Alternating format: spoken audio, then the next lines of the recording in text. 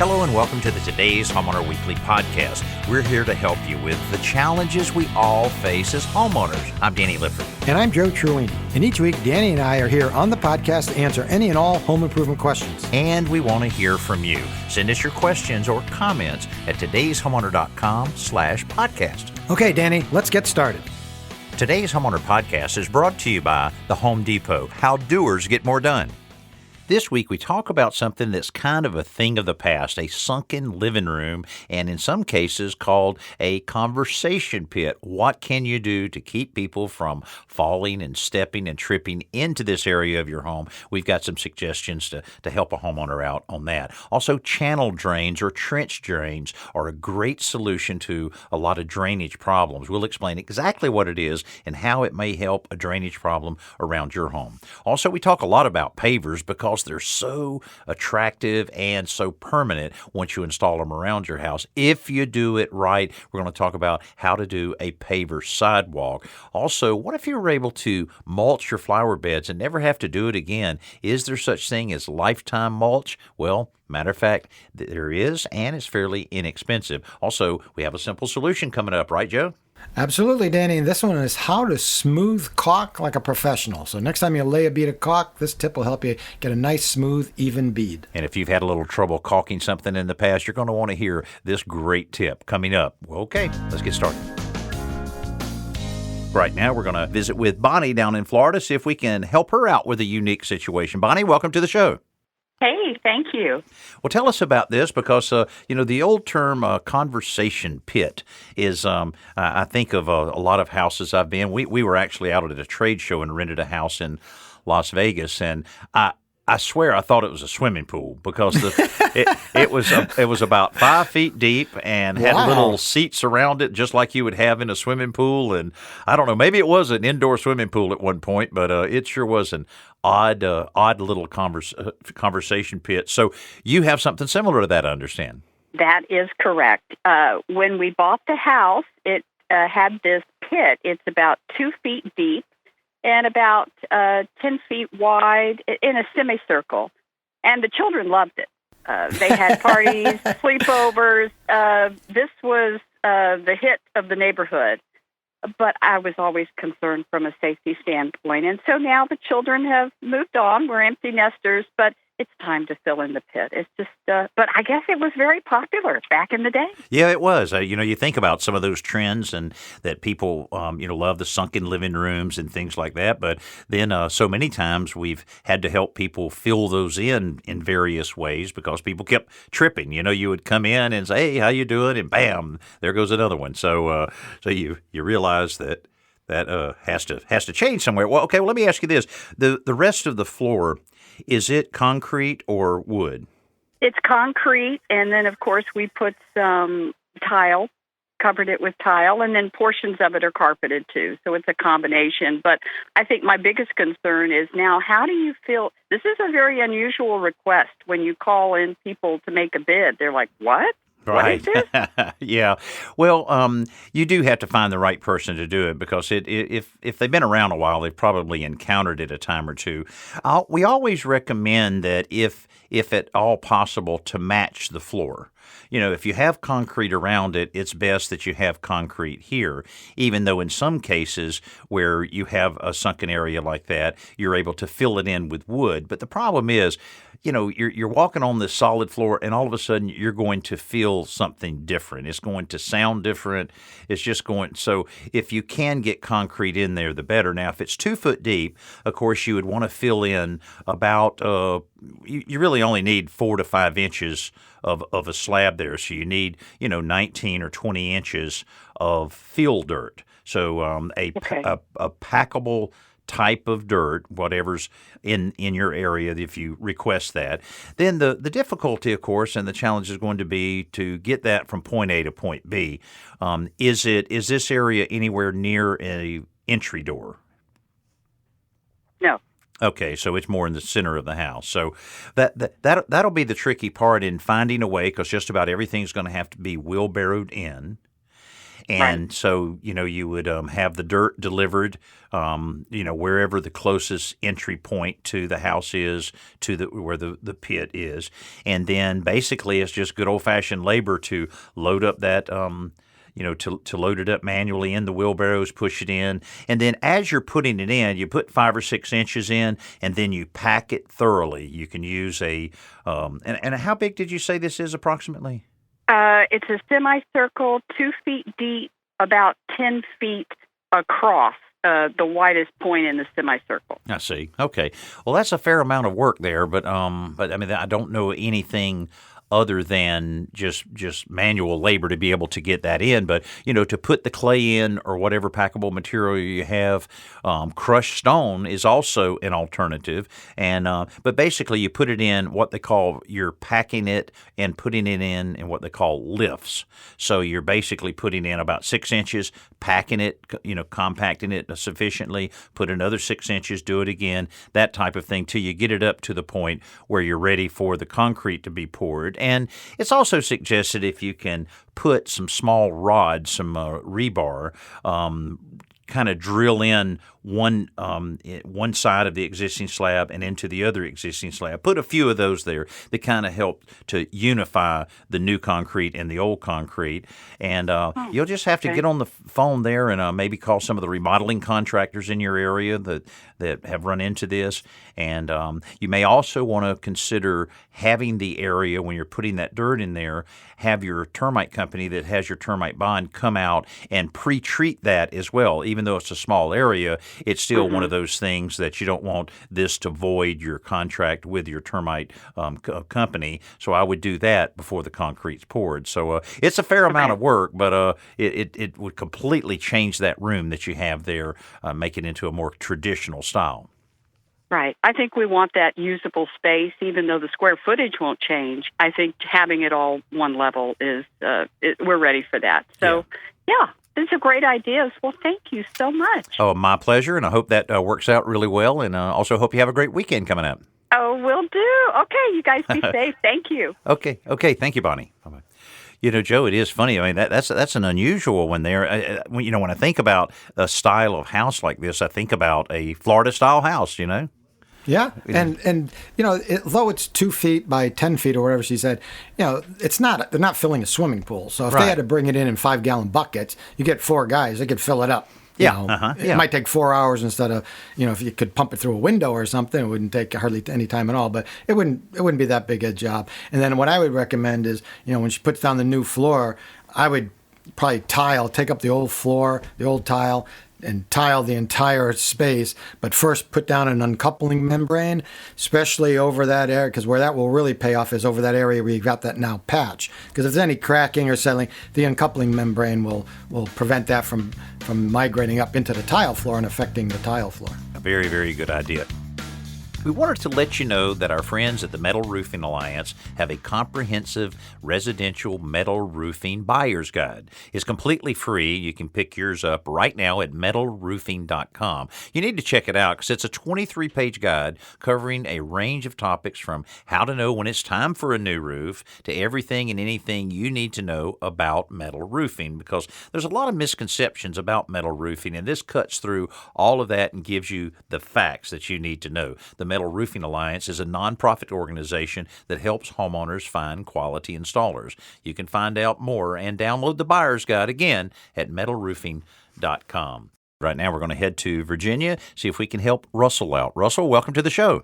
Hello. Tell us about this situation, a little frustrated drain situation, I understand. Yes, sir.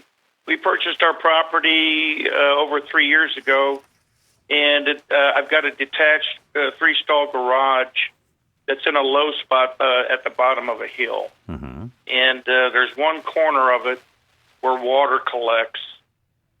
And I've called in a contractor to do some landscaping around it to try to drain it off. And I'm looking at putting in a trench gutter across the 2 garage doors. I have one at the other garage, and it works pretty well. But I'm afraid this one might overwhelm in a big rain, might overwhelm the trench. Mm-hmm. And I already have some leaking in there in the building in a heavy rain. Probably 6 to 10 months ago, we got 15 inches of rain at one time. Oh boy, that'll do. Wow. That'll do cause all kinds of problems. Well, the garage, of course, is on a concrete slab, I assume. Yes, sir. And then the outside walls of the garage at that particular corner you're talking about. What's the outside of the garage? Vinyl siding. Okay. And at the top of it'd be the forward left corner. It's on block. It's on a slab, like you said. Right. And there's the landscape, the land above it just drains right to that spot. That's a definite low spot. I see. Well, and do you have a driveway leading up to it? What type of driveway do you have? I've got a downhill driveway, and I had that improved. And the guy that did it for me put a little ditch in that area to try to divert some water before the concrete. And I think that helps a little bit. Yeah. But once it hits that concrete slab, it's got some momentum, and sure, sometimes runs into that part of the building. Well, I tell you, of course, any kind of drain that you put there, you've got to have some way of having an escape route. It's got to be able to drain to a safe area. Do you have some place adjacent to the garage that's a little bit lower than the garage, maybe the back of the yard or side yard? Yes, yeah, that's Okay. what the contractor did. He tried to divert some of the water down that way, and then I've got another driveway into another garage door. I see. And I was losing that concrete slab there, so he went around that concrete slab and created a drain. Okay. And that's not working out too well. Well, we've had a lot of, or I've had a lot of experience, as well as my co-host Joe Truini has as well, and we've had a lot of success using the trench-type drains, or channel drains are often called, because you can get them just about any size. I had some at my previous house that were about 6 inches wide and about 8 inches deep, and boy, it handled a tremendous amount of water. Joe, doesn't that sound like probably the best scenario here, even though it sounds like it'll require Russell to cut a little of that concrete right in front of the approach to the garage? Yeah, more than a little, Russell. But yeah, I think the channel drain would work. Now, it would work, but you have to make sure you keep it clear. And unfortunately, when rain washes down, it washes down leaves and debris and pine needles and who knows what else. And if that gets clogged up on top of the channel drain, the water. The water will run right over it, and then you have the same problem. But I think ordinarily the general rule is when water's running off a hardscape, meaning a driveway or sidewalk, something like that, you use a channel drain. When water's pooling on a surface, like pooling in your backyard someplace, then you use a French drain. It sounds like you might have a little bit of both problems, but if you put a big enough trench drain and maintain it, meaning keeping the openings on the top from getting clogged, it should handle water. Now, with all that said, these systems are only designed to handle normal rainfalls and slightly heavier rainfalls. If you're going to get 15 or 20 inches of rain coming down in 2 hours, there's nothing you can do to keep that rain out. So I think doing some grading of the property, putting in the largest trench drain, maybe even two trench drains, a French drain if you need it, would go a long way to solving this problem. And you can also, if it overruns that, they do make extra thick gaskets you can put on under your garage door. And there's even a piece that gets glued down to the floor of the garage that you'd wind up driving over, which is an issue. And that might help seal out some of the lighter water. It won't hold back, a foot of water, but it'll keep some of the water from draining underneath. So would you call that maybe a diverter or something?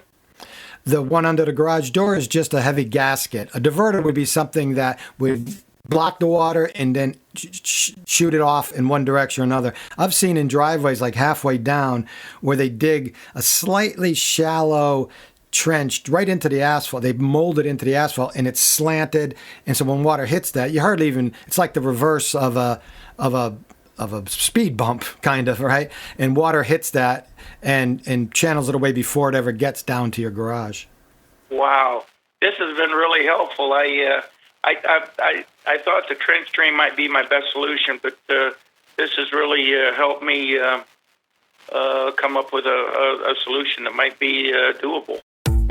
Doing it yourself doesn't have to mean all by yourself. With the Home Depot as your partner, doing's never been easier. You can pick up skills online in a virtual workshop. Pick up what you need fast from easy in-store pickup lockers.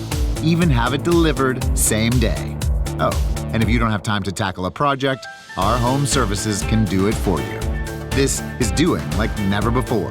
This is the Home Depot, how doers get more done.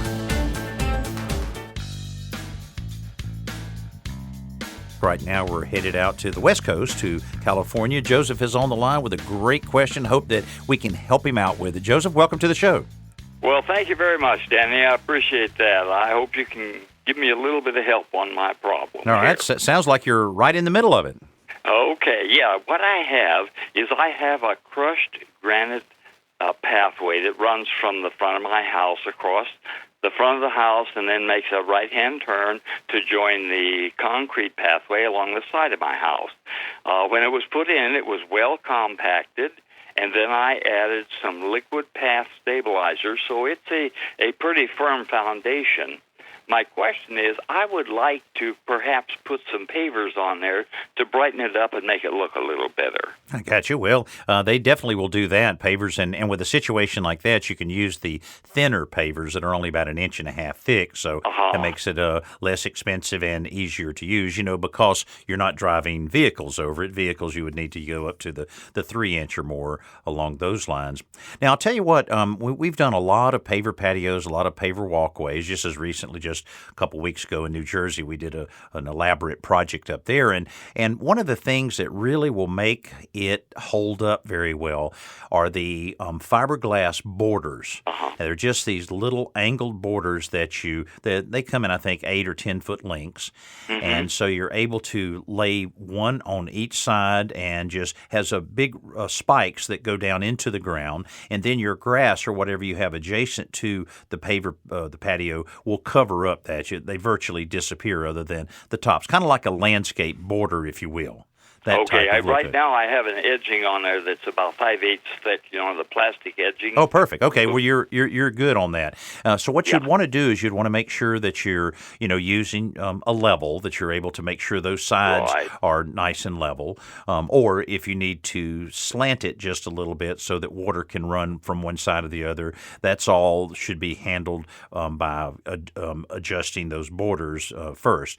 Then with the material that you have there now is an excellent base, and probably all you would need to do is to make sure you have the thickness that you need from the top of the border, to that, whatever thickness of your pavers are going to be, and then just use a tamp, whether it's a hand tamp or a motorized tamp, just to really compress all of that, because you only get one chance to get it nice and level.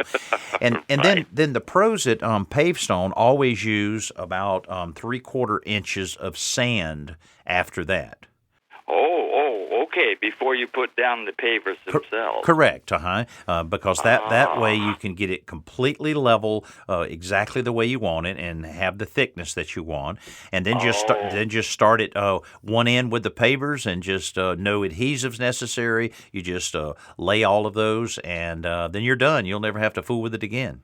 Hey, that's great. Do you recommend using interlocking pavers or just the regular ones? Just whatever style that you like. I mean, there are so so many different kinds with the basket weave and the herringbone and all of the different brick-type patterns like that. So whatever works best for you is what I would do. They're available at any of the Home Depots, and there's some really cool stones out there, some random patterns. There's different types that are available. I'm always amazed at the different products that they have.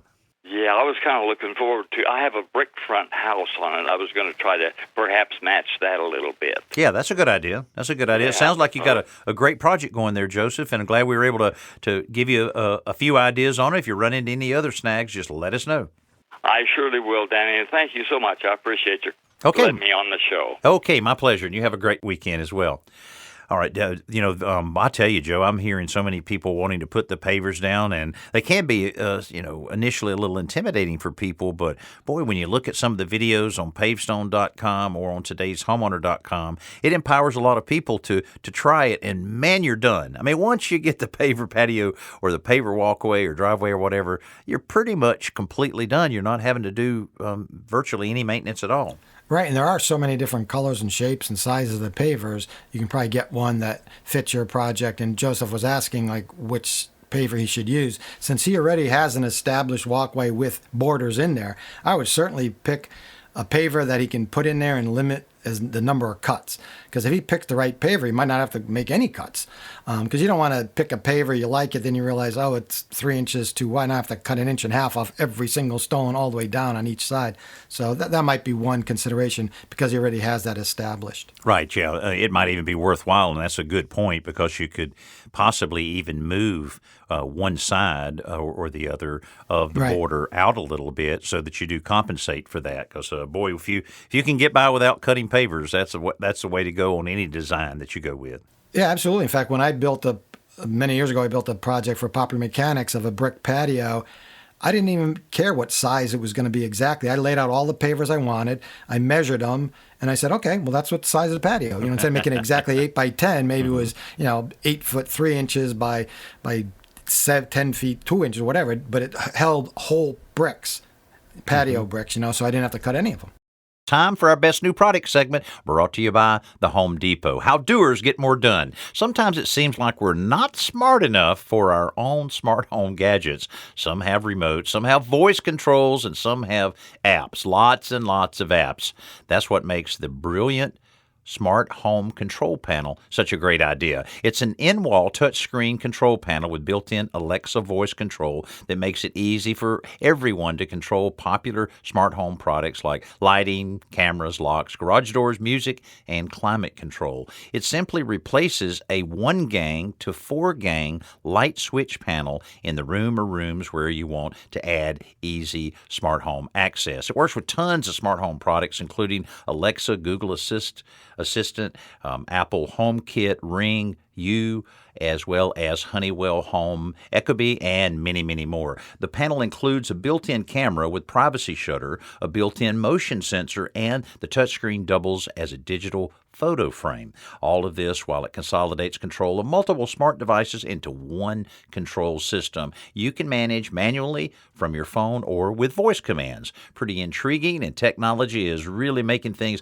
a lot easier and a lot different for us around their home. So if you want some more information on this brilliant smart home control panel, head on over to homedepot.com.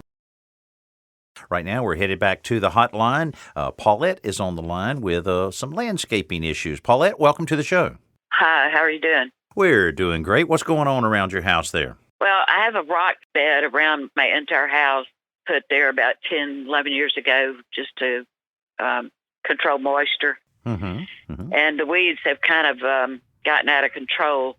I had read about this product that they use on children's playgrounds, this rubber product. And rather than having to remove all those rocks to replace landscape fabric, I was wondering, could I just put that rubber product on top of the rocks to control the weeds?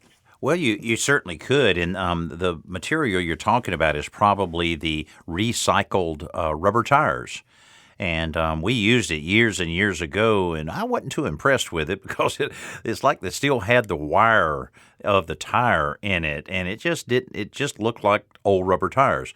But the last time I used it, they actually had colored it a brown color, didn't have any of the wires in it. It was so realistic looking to wood chips, and we started reading up more and more on it, and it just sold me 100% on it.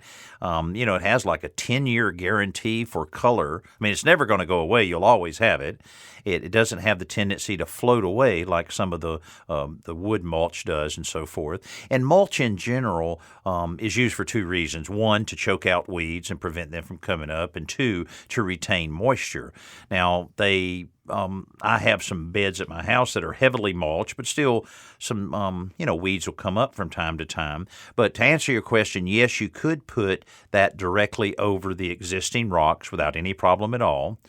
And you can buy this in bags at Home Depot, available all the time. You can, use as much of it as you need to. But I would probably encourage you to use another product that you shake out. And this is something that we found is working very, very well at my new house with our new beds. Is one of them is a preen, Preen. And you just basically shake it out. It doesn't disturb any of your plants and so forth. And it seems to be doing a really good job, because I thought we were losing control of it, but it seems to be knocking them back considerably. And another one that we found that I think is a more professional line of weed killer like that is a Snapshot. And I don't know how widely available it is. We found it at a professional landscaping supplier. But that's also seems to be working very well. So if you do both of those, first of all, make one more run and pull all of the weeds up first. That's going to be the best thing. Then put down the rubber mulch to choke it out. And before you put the rubber mulch in, then put the preen or the Snapshot down. And I think you're going to see a significant difference. There may be one that still finds its way in there every now and then that you have to pluck. But overall, I think it'll work very, very well for you. Okay. Well, thank you so much for that answer. Okay. Our pleasure, Paulette. You have a great weekend. We appreciate it. That's one of those things. I know in the beds that we just established at Chelsea's house, she's having fits with them because, that fresh dirt all churned up, and you've eliminated. You're putting a bed over what used to be grass there. People don't understand a lot of times. We've talked before, Joe, about a big mistake people make is they will pull the weeds and lay them on their sidewalk or their driveway, and then they'll gather them all up. And all you're doing is spreading thousands of seeds so that next time it rains, it's going to just, have weeds growing everywhere. Yeah, disperse them everywhere. So it's always the very best. Pulling weeds out by the roots, you can't beat it. That's the way you ultimately get rid of them. But put them in a bucket and dispose of them somewhere. Don't let that get out on your driveway or your sidewalk or your yard. That makes a big, big difference. Right now, we're going to switch gears, throw it back over to my buddy Joe for our simple solution. All right, Danny, here's a slick trick for smoothing caulk. What you want to do is fill a plant mister with water, then add maybe a teaspoon of liquid dish soap. Then gently swirl it just to blend the two together. And now apply the bead of caulk as you ordinarily would, then lightly mist the bead with the soapy water, and immediately smooth your finger across the bead to get a nice even bead. And what happens is the soapy water will allow your finger to glide across the caulk, creating not only a smooth, even bead, but you won't be pulling. Sometimes if it's really thick caulk, you might pull it out of the joint. Now this will work. Obviously, this is only when we're talking about an acrylic caulk, one that's water-based, and 90% of them are. But if you're using a silicone sealant, 100% silicone, or some other solvent-based caulk, the same trick will work, but instead of using water, mist it with some denatured alcohol. And you don't need the soap at that point, but just a little mist of denatured alcohol, spread your finger across, you get a nice smooth bead every time. Doing it yourself doesn't have to mean all by yourself. With the Home Depot as your partner, doing's never been easier. You can pick up skills online in a virtual workshop. Pick up what you need fast from easy in-store pickup lockers. Even have it delivered same day. Oh, and if you don't have time to tackle a project, our home services can do it for you. This is doing like never before. This is the Home Depot. How doers get more done. Now it's time for our podcast question of the week. This comes from Natalie in Maine. The two 6x6 posts in my deck handrail are very unsteady, so I checked them and found out they had rotted at the bottom where they go right into the ground. Also, the bottom step has completely rotted away. It's almost turned to dust. How can I repair this in a very simple way? Well, Natalie, the first thing, of course, you have to do, and it can be a pretty good bit of work because you're going to have to remove those rotten components. Joe, I've never seen anybody successfully notch especially a 6x6 post, notch it out and replace it, because once it rots from that level going down into the ground, there's really nothing else you can do other than remove it and replace it. And sometimes that's not as easy as it sounds. Yeah, no, I think you're right. I'd probably just replace it. And it's not often that you see a support post extend up past the deck and be used as a handrail post. And this is part of the reason. I mean, if this was a handrail post and it was wobbly, which we see all the time, I mean, that's a separate issue and easier to repair than in this case. So she has two problems. She has a wobbly railing and a rotted post that's holding up the whole deck. So, yeah, I think I would just put in some temporary supports to hold the deck, which is very important, and then cut out and replace the 6x6 post that's rotting, and then find out, I mean, if it's rotting because it's actually in the ground, that's the problem. I would pour a concrete footing that comes up above the ground and use a metal fastener, so at least the bottom of the post is not sitting in the dirt itself. And one little trick that we use all the time in different situations where you're demolishing things, take your reciprocating saw, your Sawzall, and put in a metal cutting blade. And then you can slide that blade right down where the fasteners are attached, where the nails or screws attaching the 6x6 to the deck. And you can very easily just cut all of those nails off and pull that right out of there. It's a lot easier than just trying to manhandle it out of there. Same way on your steps and the replacement pieces you need for that. You can simply cut those wood sections out and do a nice, neat job on it,